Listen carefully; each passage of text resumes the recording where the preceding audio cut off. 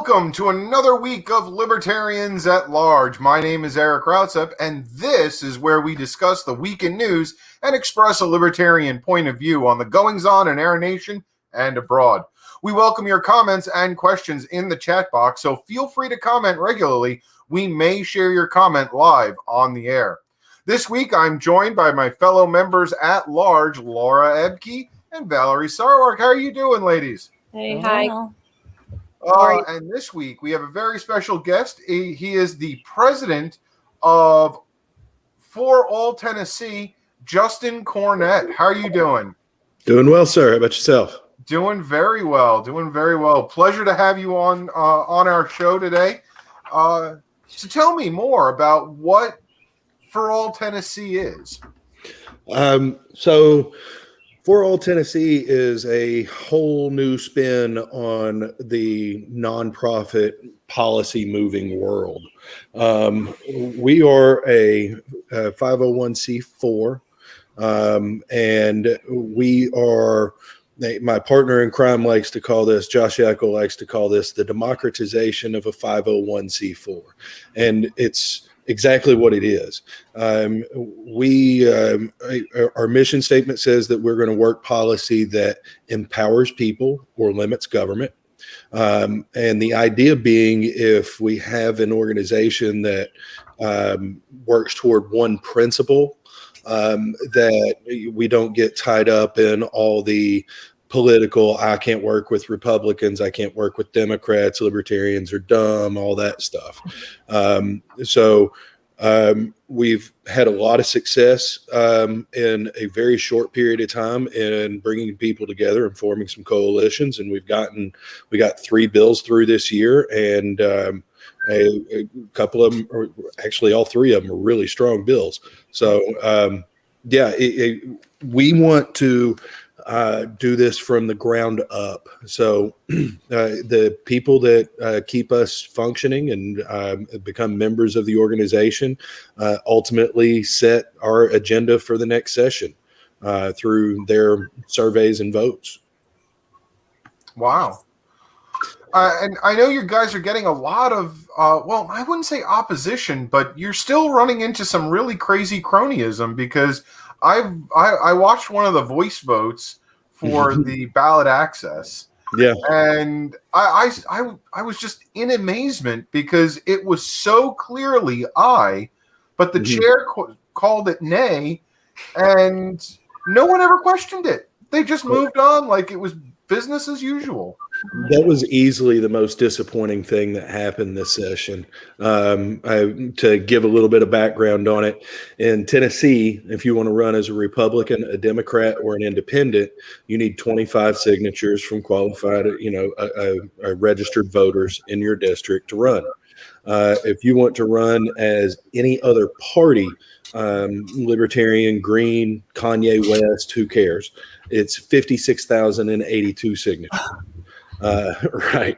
So we're the 5th highest in the nation currently. We were 3rd, but after this last presidential election, both Georgia and Ohio barely passed us. So we had a bill that would have reduced the number down to about 12,000, brought us more in line with the rest of the country. We had an 8-person subcommittee. I confirmed that we had 5 yes votes before we went into subcommittee, because we were going to roll the bill if we didn't have the votes, and put the bill off a week. But we had it. We proceeded with the vote. One of our 5 yes votes got up, walked out of the room. They called the vote. The 4 remaining yes votes voted yes. The other 3 folks voted no, and the chairman slapped the gavel and said the nays have it. Well, and some of the reasoning and the rationale, like the Democrat was saying that his voters would get confused. I was absolutely floored at some of the reason and rationale that they were using, that a third party shouldn't be on the ballot in Tennessee. I mean, it was pretty bad. There is a contempt, an active contempt for the voter by the elected officials, and it was. I mean, the cronyism goes on everywhere, but to see it that obvious in action was disgusting. If you spend time working legislation and talking to your legislators, it doesn't take very long for you to see quite a bit of that. What's really ironic about that particular person's comment, there's another person that was on that subcommittee who told me that, we talked about a handful of different bills that we were working on. He was in favor of everything we were doing. We got to the ballot access bill, and he's like, I'm one of the most conservative members of the House, but I'm also one of the most partisan members of the House. And for that reason, I'm going to be a no vote on your ballot access bill. It's like, thanks. I appreciate you being honest. I can spend my time elsewhere. I'm not going to have to worry about you. I really appreciate it. Bragged on him, all this stuff, right? Took that information, went and talked to the Democrat that made the comment that you were talking about. And when I first talked to him, I was like, literally, the only reason you can oppose this bill is because you are a partisan and you're afraid of losing votes. And he's like, oh, no, there's way more reasons that you can do for that or come up with to oppose this than that. And then he gets up there in the subcommittee and almost says, I don't think we should have third parties because they might pull votes away from my party and your party. Yeah. It was the one thing that struck me though is the honesty. I mean, they are honest in a very corrupt way. I mean, well, it'll be interesting to see what happens for that guy the next go around, because there's some people in his area that were trying to help us lobby him on that bill. The ballot access bill, mind you, I had a Republican official inside the party, like a GOP worker person who is higher up the food chain, and a Democratic socialist in the Memphis area, both making phone calls and lobbying for this bill. And so I think that's what a good indication of what we can do with this in the future. And that's the whole idea. Everybody can find something that they think they should be free to do that they're not, or that the government is doing that they think the government should not be doing. All we got to do is put everybody in a room and say, what do you guys want to work on together? Yeah. All of a sudden, you've got coalitions built around good issues. You're between legislative sessions in Tennessee now, right? Correct. We're off until the second week of January now. So what new things are we going to be seeing? What new pushes are you going to have? Well, again, I have all kinds of things on my wish list, and I'm sure Josh has things on his wish list as well, but it's not the way that we operate. We're going to throw as many ideas as we can come up with in front of people and explain what they are. And then we're going to survey people, and whatever they want us to run is what we're going to run. We kind of expect to see civil asset forfeiture come back. We kind of expect to see the ballot access bill come back, some property rights issues. We're hoping that we can find a sponsor that will help us pass legislation that would prevent accidental missed calls on voice votes by putting those guys on record on every vote. But whether or not we can get somebody to stick their neck out for us on that's a completely different question. So, but there's a lot of things: qualified immunity, a medical, decrim. I mean, you name it, money bail. All these things are ideas that are going to be floated out there. That's awesome. A lot of those things, though, that you talk about, it goes back to one of the very first statements you made, talking about the legislator who basically suggested that their constituents, couldn't handle it or would get confused.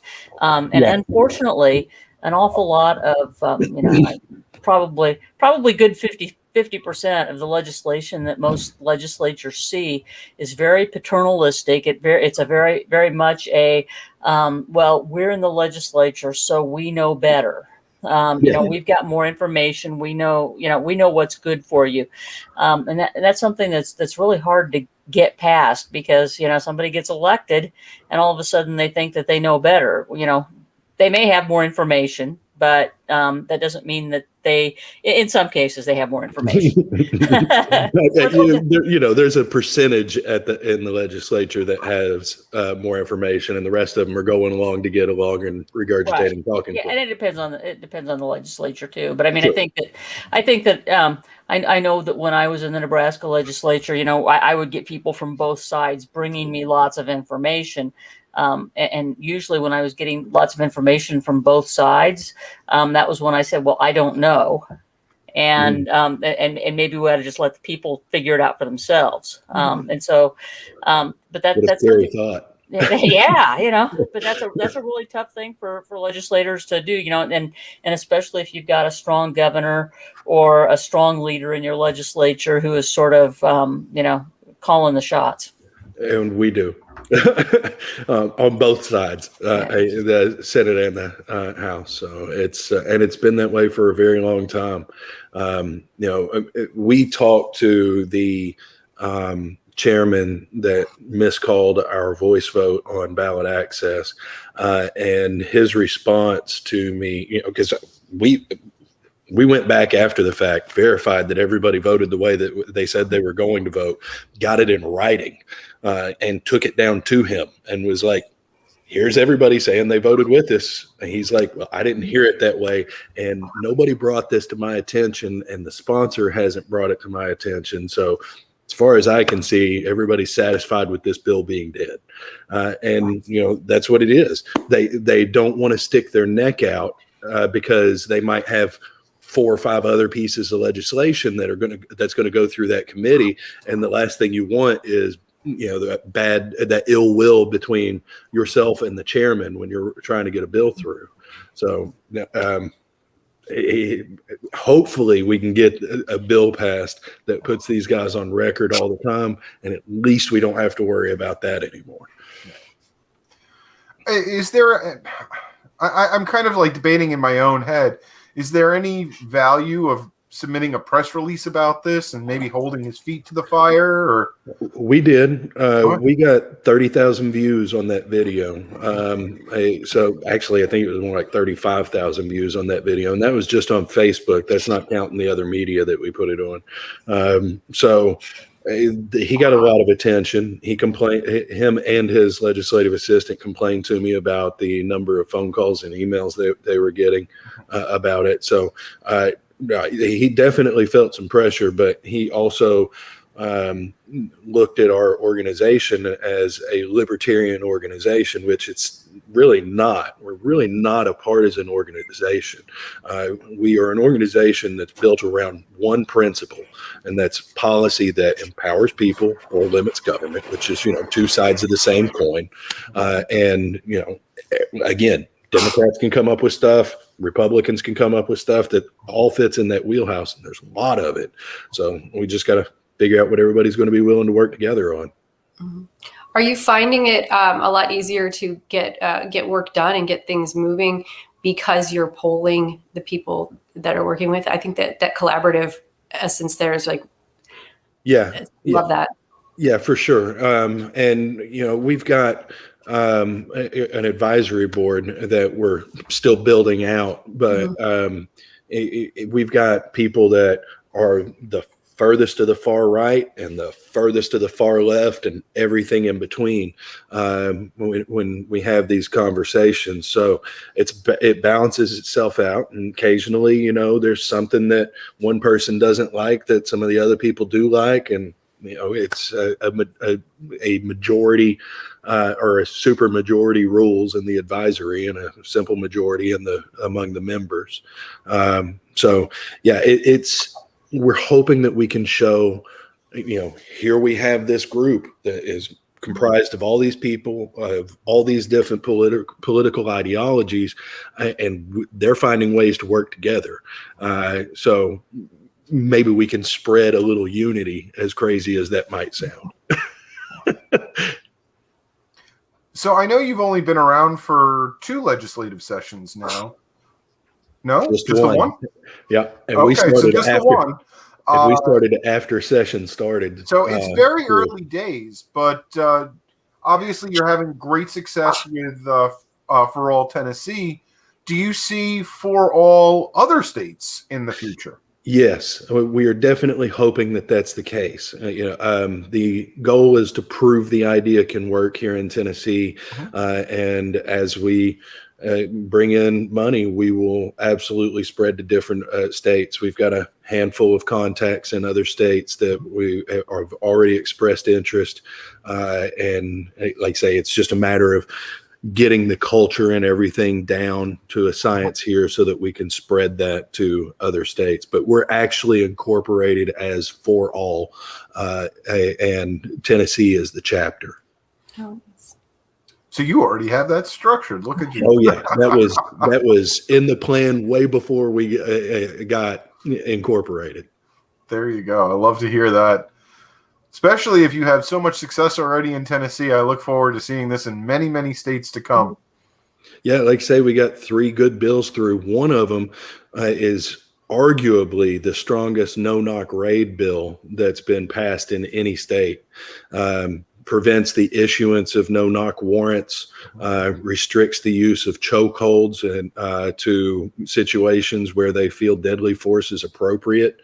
Limits the ability for police to shoot at moving vehicles, requires de-escalation training, and arguably most importantly, it requires, it has the duty to report and duty to intervene in any use of excessive force by a fellow officer. So it's definitely a strong bill. That's awesome. That's really It is. And the craziest thing about it is there are 132 people in the state legislature, House and Senate, 123 yes votes and 0 no votes. wow. That is crazy. Super majority Republican. And it was a Republican bill. Wow. Yeah. That's good. That'll be You great. really are living up to your words of Tennessee for all. It was a really good bill. We got that one through. We got one that prohibits cities and counties from labeling businesses as essential or non-essential. Originally, when the bill was written, it also applied to the governor, but the governor wasn't a big fan of that, so the bill ended up getting amended. But it, still a strong bill. It's down to one person that you can point a finger at. And then we got another one through that relates to civil asset forfeiture. In Tennessee, in a lot of states, these civil forfeiture cases are handled in an administrative hearing, not in a courtroom. So it kind of leaves the person on their own to get, some sort of legal defense. And the seizing agency prior to this bill was required to reimburse those attorney fees up to $3,000 or 25% of the property value. Average seizure in the state's around $2,500, which means you're going to get $500-$600 for your legal defense, which isn't going to get you anywhere at all. So this bill kind of removed that 25% of the property value language and up the cap to $10,000. So, yeah, I think that one is a sneaky good bill because it's going to, like you say, the average seizure now is around $2,200 to $2,500. But if you're potentially on the hook as a law enforcement agency for up to $10,000, makes those $2,000, $2,500 seizures seem more chintzy, less certain, So I'm hoping that $10,000 number will also push up the average seizure cost, and that way we're not hurting poor people as opposed to hurting poor people and claiming we're taking out cartels. Which unfortunately is so often with asset forfeiture. Yeah.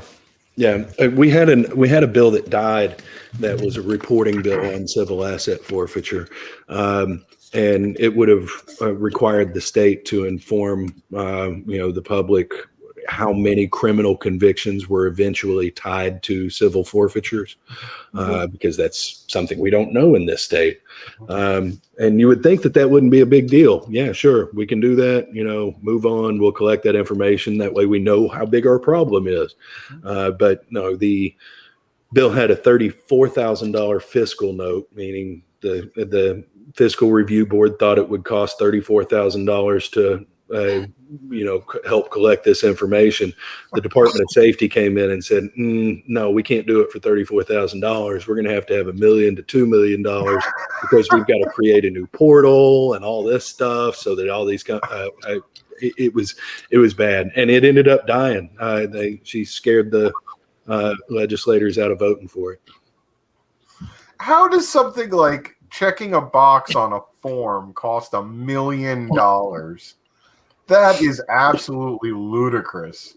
It is. And after that she said that in committee, we covered that too. We broke down that whole video on that. It was a really interesting argument from the Department of Safety and the lobbyists for the chiefs of police.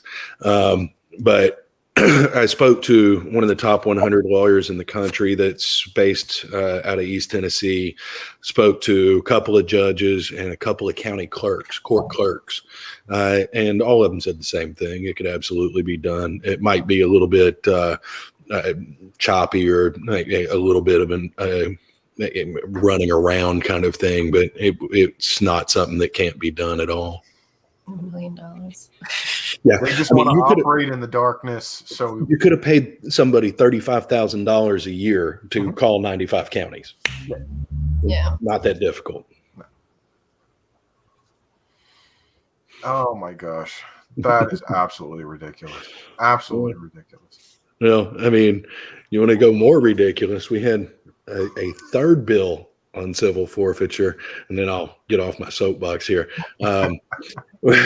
Before you hire a lawyer, when you're telling the Department of Safety you would like the opportunity to get your stuff back and fight for your stuff, the very first thing you have to do is pay a $350 bond.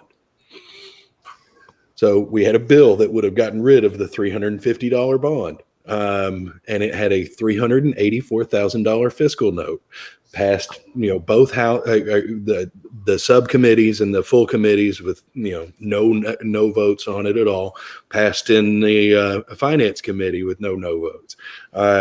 Ended up behind the budget, meaning it wasn't built into what the governor had put together with the legislature on the budget. Leaves it picking from $18 million roughly of miscellaneous funds that 70-something bills were competing for. And they couldn't find a way to fund $384,000 to make sure somebody's right to property was protected. But they did find a way to give $14 million to a former state official in the last governor's office who wants to move his minor league baseball team stadium to Knoxville. Of course they did. Of course they did. I mean, that's important to do. Protecting people's rights is way less of a concern. Well, I mean, that does not surprise me, because here in North Carolina, they just passed a bill that will assure that if we have a hurricane again, of which North Carolina will, that every single state senator and state representative will have a power generator delivered to their home at the expense of North Carolina by the National Guard. So you North Carolinians are really nice people. I know we that's what you do. I've never met somebody from North Carolina I didn't like. Oh. Where do you get your where do you come up with your ideas for legislation? Do you use any of the model legislation that some other organizations come up with, or? Yeah, in some cases we do and we will. A lot of what we did this session were retreads on civil asset forfeiture bills. There was one gigantic civil asset forfeiture bill that addressed everything, and we kind of broke it into pieces and farmed it out as single issue type things, thinking that would give us a little bit better chance. We had another retread of a bill that was introduced a couple of years ago that pertained to jury nullification, which didn't get very far, but I knew it wouldn't. And I wrote the ballot access bill myself, and a couple of the other ones we picked up from people that were interested in the organization. We had one about blighted properties, which is fun conversation. Another bill that should never have died that couldn't make it out of subcommittee. That bill was brought to us by a person in Jefferson County, a Republican friend in Jefferson County, East Tennessee. And, it was a great bill. And so we picked it up and, went to work with him on it. But this first session, we started, I think, or we were incorporated on January 19th, which was like a week after session started. So at that time, the members and the advisory board and the people that were giving us money consisted of about 4 or 5 people. So we all sat in a room and kind of hashed out what we thought we could try to get moving this year and what we didn't have to have a big ramp for. So with doing this for next year and kind of leaving it up to the individuals that contribute to the organization, it's going to be a little bit of a different dynamic and a different kind of challenge. But I think one that we can meet pretty easily. We've got a handful of college professors that have students that want to do research projects that, will help us out. So I think that as we go, we're going to be able to build out a lot of different interesting systems and a lot of partnerships and relationships that will let us add more and more to the plate as we go over time. Are you going to, maybe you're going to talk about this later, but offer any kind of like quick and dirty training classes for people who might want to craft their own bill to submit outside of Tennessee? I mean, like, I haven't actually thought about that. But that's not a bad idea. Yeah, no, it is a good idea. I haven't actually thought about that. I mean, we could. It's a matter of whether or not we have the bandwidth for it. Yeah. I mean, currently right now with session out, the goal is to get into as many meetings as I can get into. And I don't care what meetings they are. I don't care if they're Democrat, Republicans, guns, moms against drunk drivers, HOAs. If they will listen to me, I want to talk to them. And I've got 8 or 10 meetings over the next 3 weeks across the state that I've already got set up. So that's kind of the focus right now. Josh is working on setting up meetings that we will host, and I'm going around and pitching the org to everybody and seeing if they'll let us talk to their constituencies. Because, I mean, realistically, we want the partnerships with the organizations, but we want their constituents to, become members of our organization. We want to steal everybody we can get. So I just wanted to point out on the bottom of the screen, currently you'll see scrolling foralltn.org. And if you go to that website, you can make a donation and also have an impact in the future of what this organization puts forward in the state legislature of Tennessee. So that's right. It's a wonderful organization in that way. Yeah, and it'll also help us ramp up so that we can bring this to your state. Mm-hmm. Again, if we can get 2,000-3,000 members in this state, recurring members, we're going to be fine. We can take some of that money and use it to seed a new state, bring in employees, have handful of paid employees and all that good stuff. So, I mean, it's happening. We just have to get out there and get in front of people so that they know. See, one of the other things, I was just looking at your website, and I think this is correct from what I'm reading, but if there's an issue that's really important to you and you donate for that issue, all your donation goes to that particular issue, and you guarantee it. Wow. Yeah, that's the gimmick with us. Instead of throwing money to our organization like an Americans for Prosperity or a MoveOn.org, and then they take your money, they set a budget and say, okay, thanks for the money. Here's what we're going to do with your money.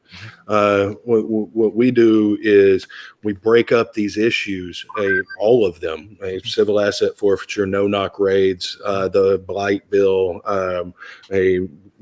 protecting small businesses, a surveillance on private property, all these different things, and ask which one you want to donate to, so that, if you like one or two of our issues, give $3, $5, $10 a month on those issues, and you don't like that issue, you don't have to worry about being associated with it. So it's we think the model itself will be a big reason that people like our organization. We're not going to get involved in elections. We're not going to run campaign ads. We're not going to go into people's districts and say your representative is a bad guy. You need to pick somebody different. We're going to put the truth out there. We're going to make sure the people in the district see it and let them make their own decisions with it. Kind of like what George Washington had told us that we should do instead of what we are doing in his now prophetic work, George Washington's farewell address. Well, I mean, and even as a 501c4, you can't. So you've already legally set yourself up that it will never happen. So we could. Yeah, we absolutely could get involved in campaigns. It's unlimited political activity for what we do. But we will not issue orientated. Yeah, no, we can literally do whatever we want to do in the political realm. But what we want to do is unite people around issues and not give people reasons to hate us. I mean, there's just no reason to do it. So we're going to talk about the things that we're working, and we're not going to spend a whole lot of time talking about other things that are going on in the state.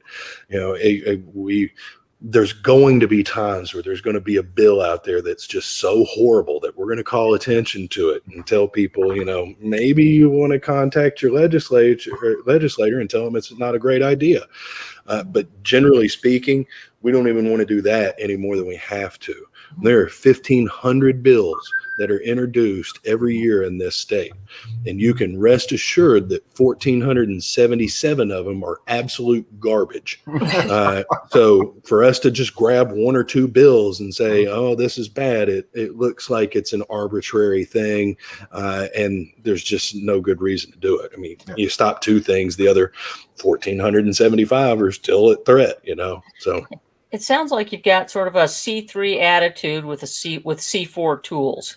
That you stay a little bit out of the fray, and be very issue oriented, but you keep as a C4, you keep people guessing because they don't know they don't know when you might decide to unleash the masses. Right.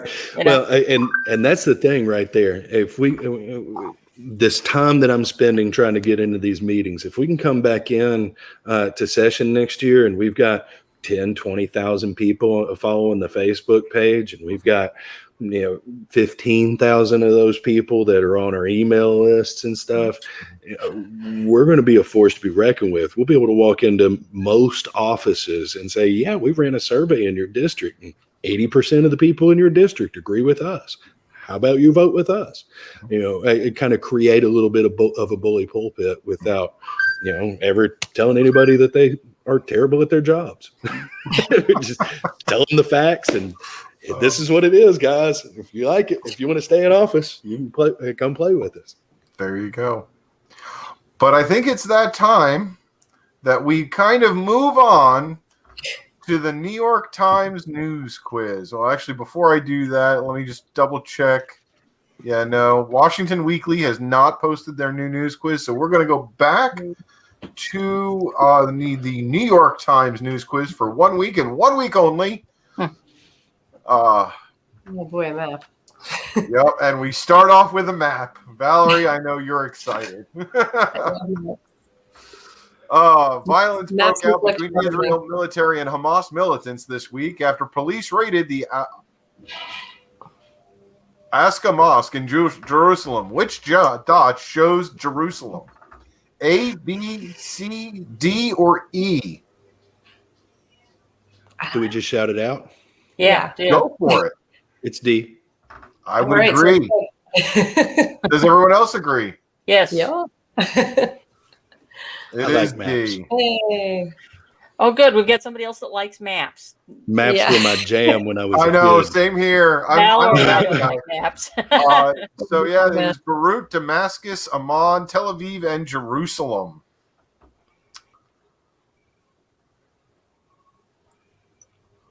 Oh, a gas quiz. What's happening in this photo? Bargain hunters lined up to cash in on Costco day savings at Beaufort, Georgia. Carolina Panthers fans staked out a Costco in Columbus, South Carolina to buy discounted tickets for the 2021 NFL season. Customers in Fredericksburg, Virginia collected vouchers for toilet paper after rumors of another impending shortage. Drivers flocked to Costco in Charlotte, North Carolina to fill up their gas tanks after disruption to a major fuel pipeline, or patients lined up for drive-through vaccinations being offered at Costco stores across the United States. Oh man, the one I was thinking it was isn't on there. Which one did you think it was? I thought it was a experiment by 7-Eleven to implement Chick-fil-A's techniques on powering people through lines. Oh, well, no, I that kind would of be, give it away because I'm in North Carolina and I lived through this last week.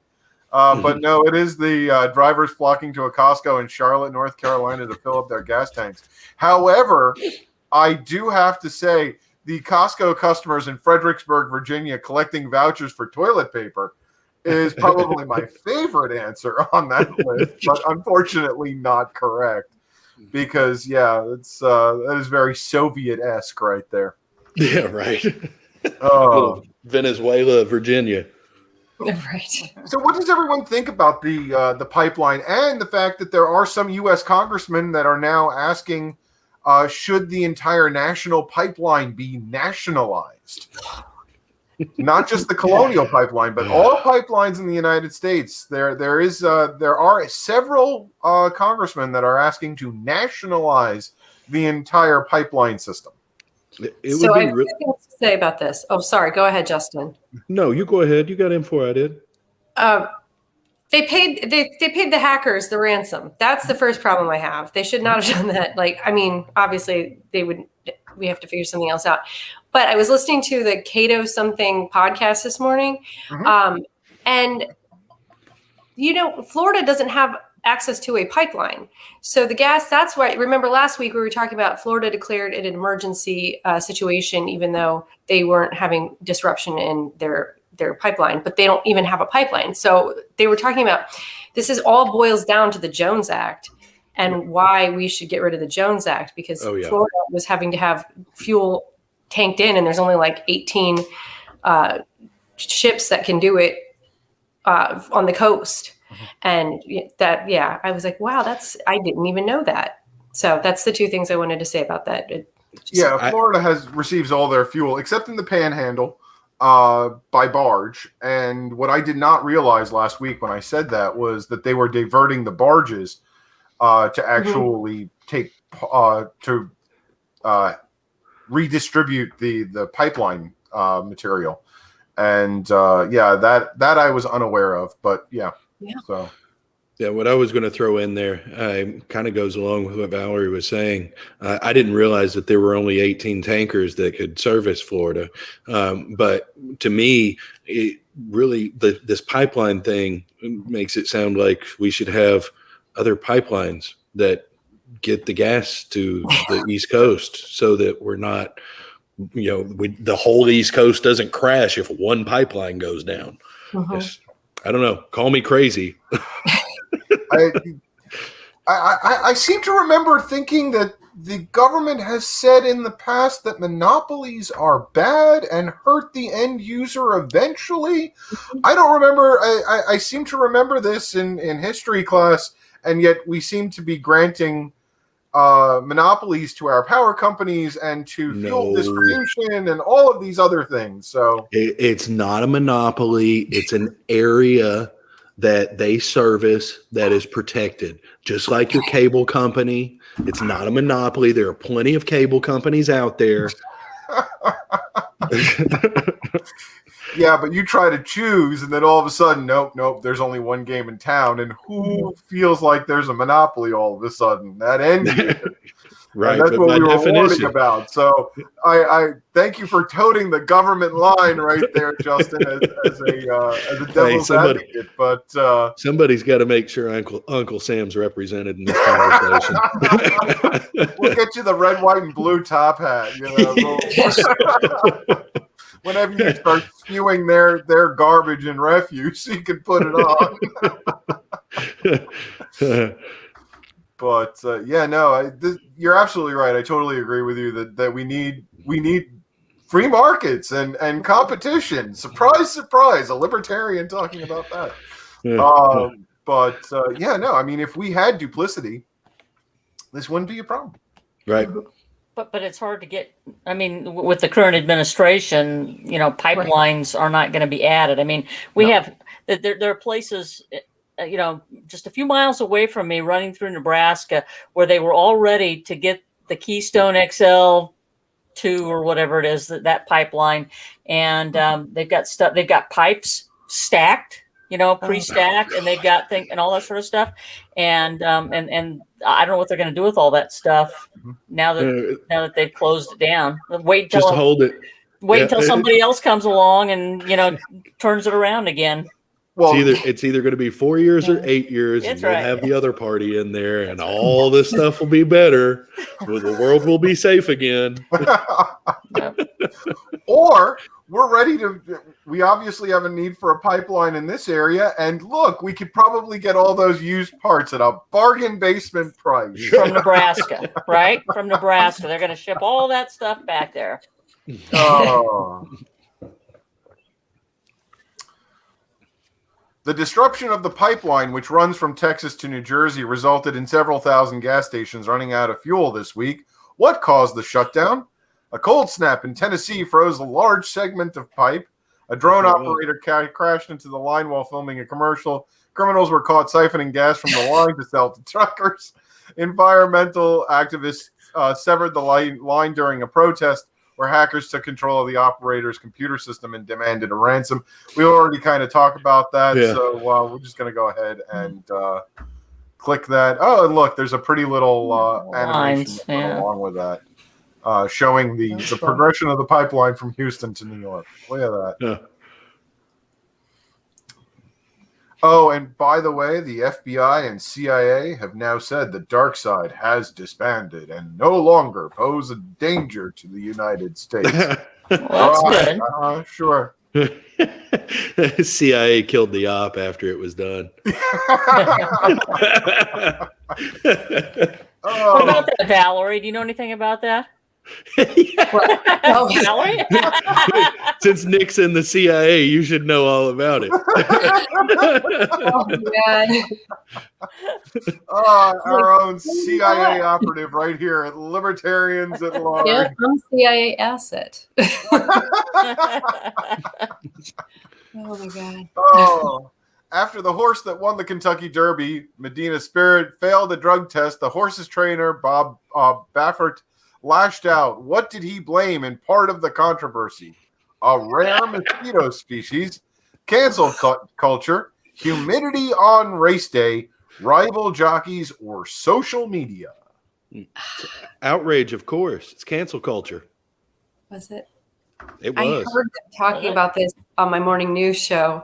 And apparently that guy has had like 1 million problems and he should not even be racing horses anymore. Yeah, and the trainer has won a lot of horse races. This trainer has already been on multiple suspensions and gets caught right after he gets reinstated all over again. So He wins a lot. Cancel So, culture.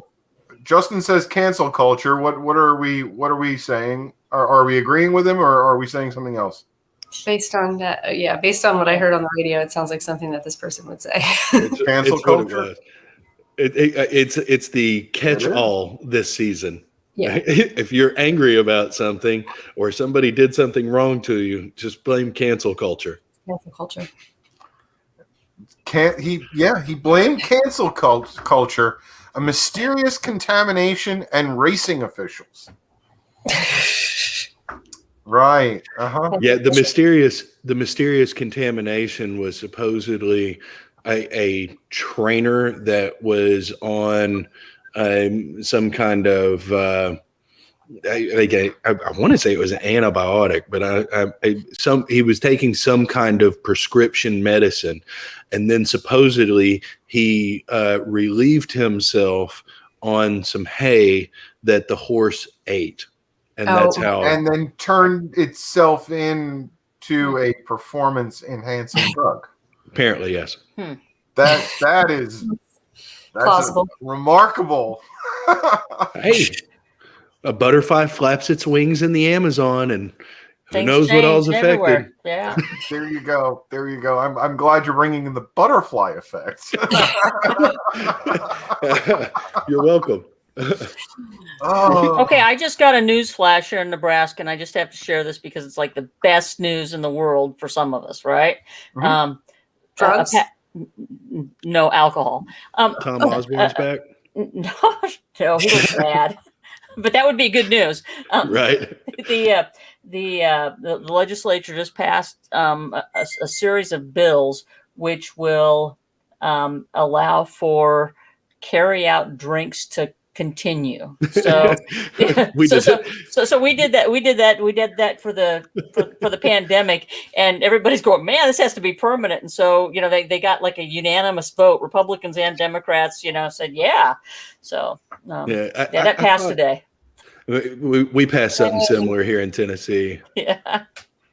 I saw that you guys also passed something last week or the week before, maybe, regarding cryptocurrencies. Do you know anything about that? I know a little bit about that. Yeah, our Wyoming right now was the only state that allows for crypto banks or something. So they can actually do banking. We passed the law that I think it was on final reading today, maybe that will allow Nebraska to set up these digital bank cryptocurrency things. I don't really understand it, but yeah, I don't either. But I'm a libertarian that doesn't understand it. I just kind of like the general concept. That model, that's going to end up being model legislation that I've actually already presented to the chair of the Republican caucus and asked him if he'd be interested in running it, and he said he would. So nice. I got to do my homework on that and try to put something together on it. Yeah. Well, Visa already now has a crypto credit card.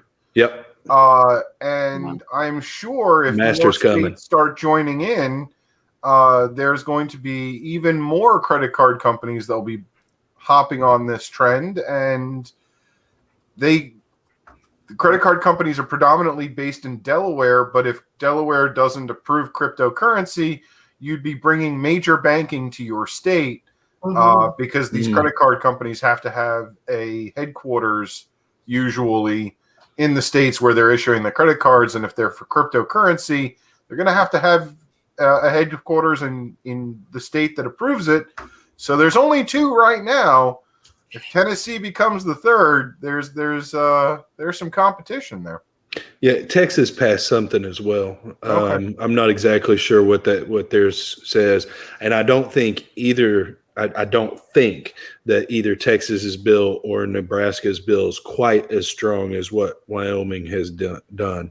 But again, I can't swear to that. I mean, based on the articles that I read, that's the impression that I got. That's entirely likely. I watched a little bit of the debate the other day, and it's really kind of funny watching these guys. Nobody really understands what they're talking about. It's really all conceptual to them. And somebody says, well, how does this happen? And they ask the chairman of the banking committee, so how does this work?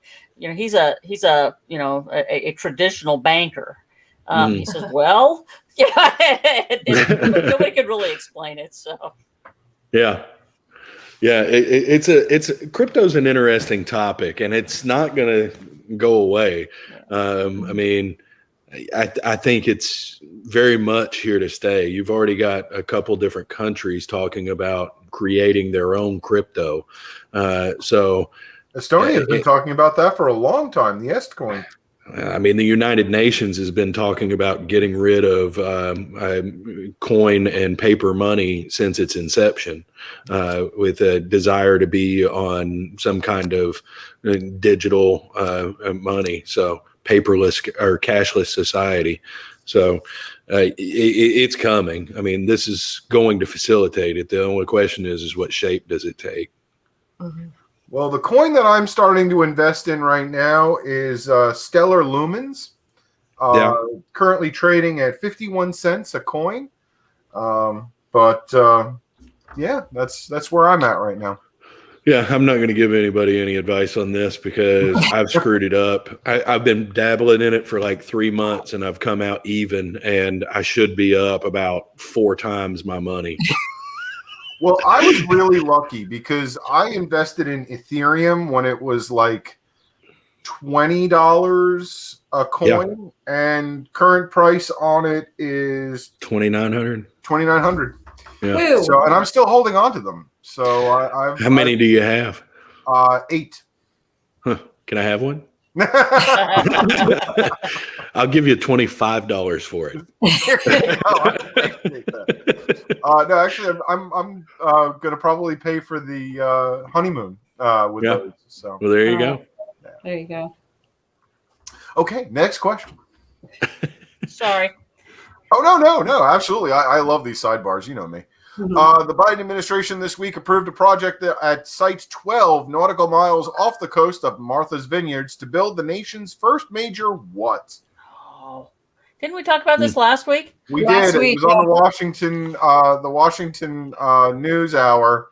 They were talking about the offshore wind farm. Yeah. Oh, Wow, wow. that cute. New York Times has little animations now. Look at this. Yeah. Yep. Administration approved the nation's first major offshore wind farm with enough turbines to power about 400,000 homes. Construction is expected to begin this summer. A couple of things. We talked last week about, yes, we should be building these, but let's build them where people want them. And let's not use federal funding to do it. Let's actually have private investors go ahead and do this. And this will and we're not talking about getting rid of any of the power infrastructure that we currently have. This is just diversifying our current power platform that we have in the United States, because diversification is smart. But one thing I didn't know, and I only found out this week, is that these are still going to be fixed onto the ground. They have to pour concrete foundations all the way down. Yeah. And unlike offshore oil rigs, which are stabilized by deep floating pontoons, and there is actually ideas to put deep floating pontoons holding up wind farms that can actually be relocated to wherever wind is higher. I think that would be smarter, and not having a fixed base for this. So, I don't know. It's an interesting idea. It's an interesting technology, but I think there's still a couple of hurdles that need to be cleared before we really start investing in this. Yeah. Agreed.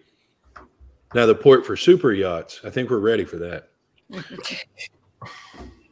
I think they already have that at Martha's Vineyard, though. Probably. That they probably do, yes.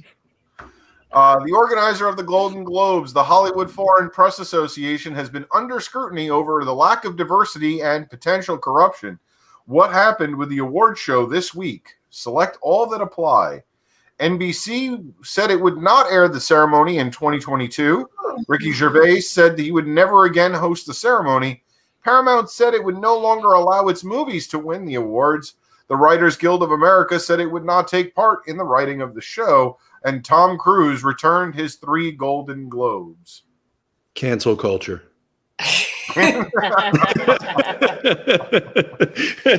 I think Tom Cruise returned his 3 Golden Globes, didn't he? Didn't I see Yeah, something about that? I know that. I don't know what else. I don't either. I didn't hear any about this. It wouldn't surprise me if All it of wasn't all of them. Yeah. Yeah, that's kind of what I was thinking. No. Oh! Nope. Just the two. Oh. No, it's just NBC and Tom Cruise. Yeah. Ricky Gervais is probably getting beat up in the media right now for not saying he would never host the ceremony again. Well, didn't he say last year was going to be his last year doing it anyway?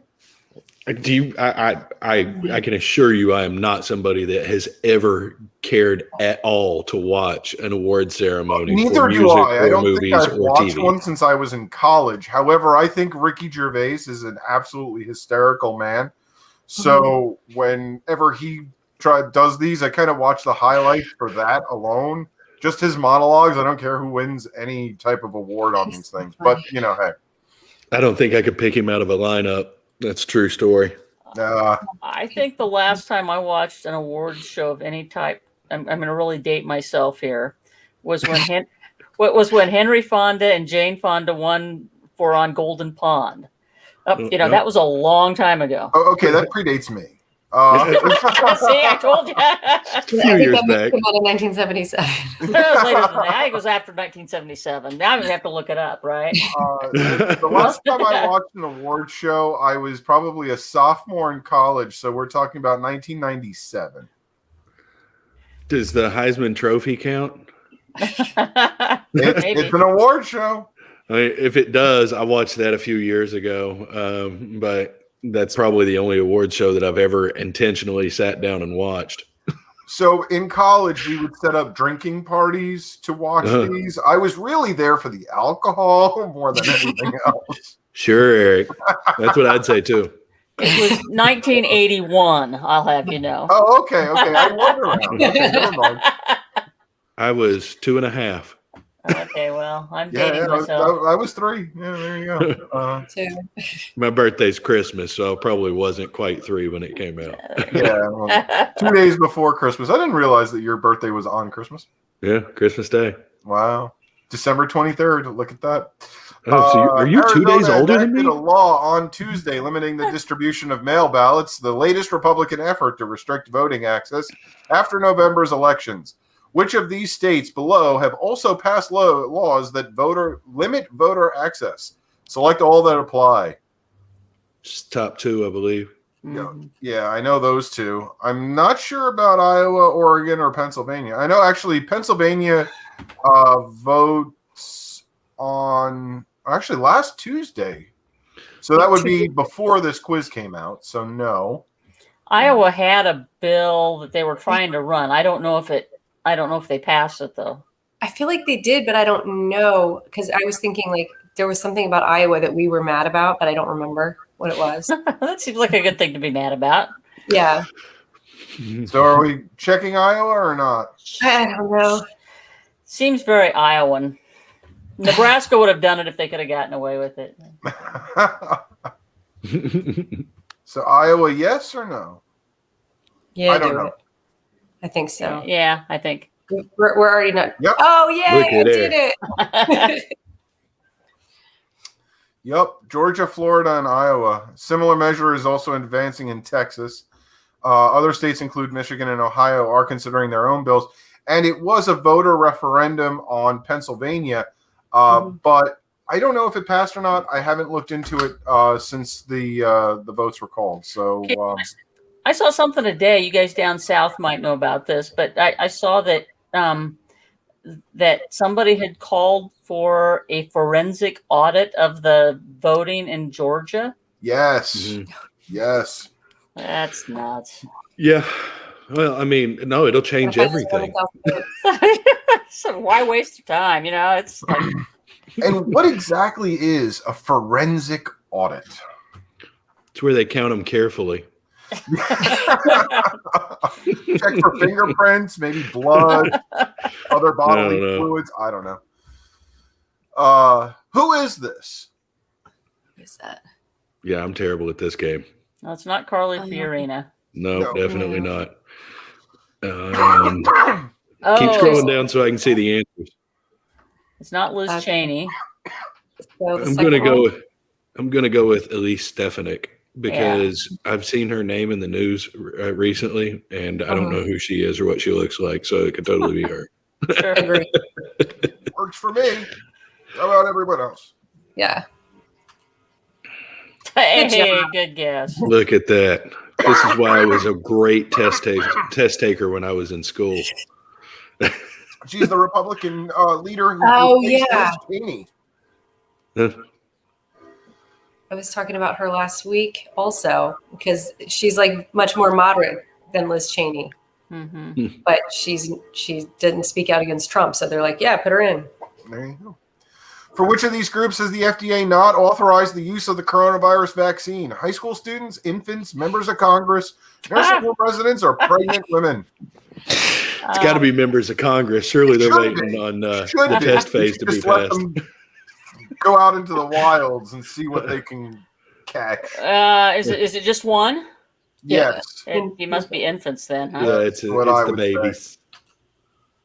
And it is. The share of COVID-19 transmission that has occurred outdoors seems to be below 1% and may be below 0.1%. Many Epidemiologists. Thank you. Say, how has the Center for Disease Control and Prevention publicly described the share? I don't have no idea. Probably like less than 10%. Just I don't think they've made a public statement on That's the one that was looking at me. Yeah, I don't think they've made a public statement on the percentage. They just kind of say low, medium, high. Okay. That's what I'm thinking. Yeah, I don't know. No, less than 10%. I don't remember them talking percentages, but I guess I'm wrong. Okay, so now I got to tell you a story. On my son graduated on Sunday, right? And we had this big party on Friday. A bunch of us moms had put together a party for our 6 sons, and we thought, okay, there won't be that many people there. We reserved the place back in, I don't know, whenever it was, last fall, and we reserved the place, and we had all this food and all this stuff, and we were crossing our fingers. Well, Thursday afternoon, the CDC comes out with their guidelines. It says, people who are fully vaccinated don't need to wear masks, yada, yada, yada, right? Everybody was just waiting for that because the place was packed. And nobody was wearing a mask. Nobody was wearing a mask. Everybody's been vaccinated apparently in Crete, Nebraska, but everybody's just waiting for the excuse not to wear a mask, and now they have it. And people were coming in and sitting. I mean, there were 250 people in this fairly small. Nice. At one point, and tables around, of 6 to 8 people, and they're all sitting there. It was crazy. It was the weirdest. It felt strange after the last year, but it was glorious as well. And then for graduation, the high school said masks will be optional for graduation. Nice. Guess how many people wore masks? There were 2 kids out of a class of 150. That wore masks as they walked across. And I saw about 2 families that somebody was wearing a mask. It was just, it's all over. So it was a super spreader event is what you're saying. I'm vaccinated, so I'm not worried. So that's all. And my attitude, and I think the attitude of most people now really is, okay, you've had your chance to get your vaccine. If you didn't get it, you're assuming the risk for yourself. So, and we don't really care. We're not gonna live our lives to try to avoid, That would be awesome if that's what they were actually thinking, because my impression was that until everybody had the vaccine, you were killing people if you didn't go out and get the vaccine, even if, the person's making that statement had the vaccine. Right. Well, among my circle of friends in Crete, Nebraska, of people who have gotten the vaccine, they don't care anymore. They aren't going to wear masks, right? And they figure if somebody's not wearing a mask, tough, that hasn't been vaccinated because they could. Funny true story on that. I actually went over to Josh Eakle's house to work on For All Tennessee before we got it incorporated. We were trying to build out website and stuff, and him and his wife were both sick, and he's like, it's just a cold, or it was bronchitis or something. A couple days later, they both had freaking corona. I never got it. They were both sick as dogs, and I hung out at that house for like 6 hours with them working. Wow. So I don't know. It's Apparently random. I'm naturally immune or something. Yeah, you're like Typhoid Mary or whatever. No. It was So last question. Drink milk. It does a body good. The Times editorial board asked candidates for New York City mayor this week what the median sale price for a home in Brooklyn was. Their answers included the following responses. Which is correct? 100,000, 550,000, 900,000, 1.8 million. It's got to be C or D. Yeah. D seems a little high. I'm going to go with C. in Brooklyn. Yep. I'm going to go with C. The average price where I am from is like $550, and that's in Northern Virginia. And so Darby's saying 1.8. Okay, the median sale price means as many are being sold below as above, right? That's why I think 9. So it's not really an average. So I'd say at least 900. Yeah. Yeah, median is the most common number, not the average number, but the most common number. And that's Brooklyn, not like Manhattan. So right. But remember, Brooklyn's getting a little bougie nowadays. Yeah. They've got a basketball team and it's a contender. Okay. Well, they do. Thanks to Jay-Z. Oh yeah, Jay-Z lives there.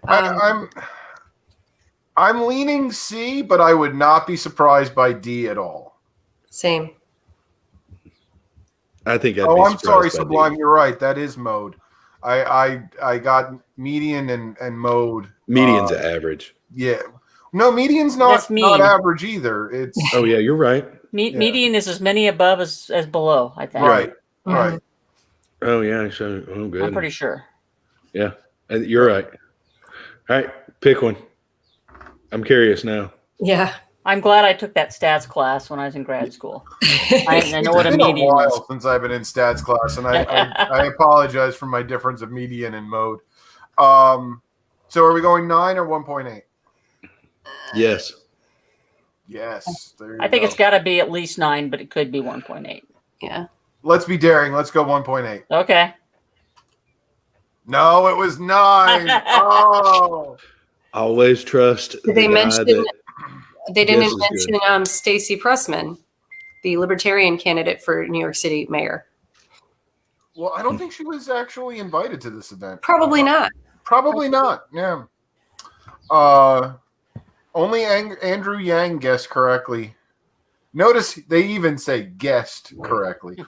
Holy crap! The former U.S. Housing Secretary guessed $100,000. Like that's how good she was at her job. It explains a lot, doesn't it? The Brooklyn Borough President guessed 550. Yeah.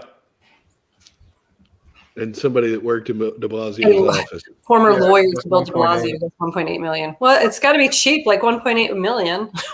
Right? Yeah, cheap. I'll go get the change from the couch. We'll have that by this afternoon. Oh. It's a good thing I've been using acorns. Oh, that change rounds up fast. Oh my gosh. We scored a 76%, so we didn't do that well. Would have been 80% if you'd have listened to me and done 900,000. That's true. That's true. But we're kind of at that time now where we're wrapping up. Do we have any last minute announcements or anything that we want to get out there for the upcoming week? I will put up the foralltn.org scrolling at the bottom again there for you, Justin. But Laura, Valerie, Justin, any other announcements, anything that we've got going on? I will be in Colorado. I'm leaving tomorrow morning bright and early, and I will see folks out in Golden, Colorado this weekend. Ooh, get a tour of the Coors Brewery. That would be okay.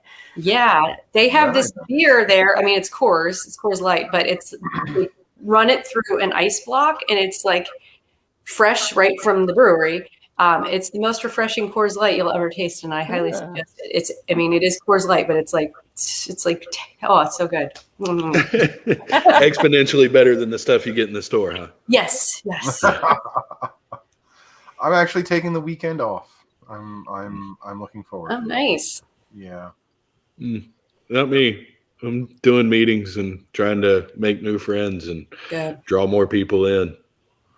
So, yeah, my only announcement would be the website scrolling at the bottom of the screen, foralltn.org. By all means, go and check us out. Consider giving us a donation. If you want to help out with the organization, you've got a skill set that you think we could use, by all means, talk to us. If you've ever spoken to Josh or I, we're probably two of the most approachable people that you will ever meet in your whole life. Me, probably more so than Josh. He doesn't like people as much as I do. But, we are people that understand that we can't do it by ourselves. And we would appreciate whatever help any of you might like to offer. Awesome.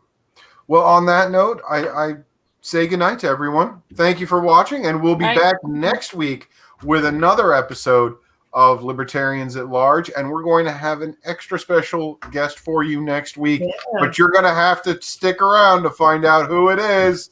Chopped liver? Justin, you are extra special, but we have another extra special guest coming on next week as well.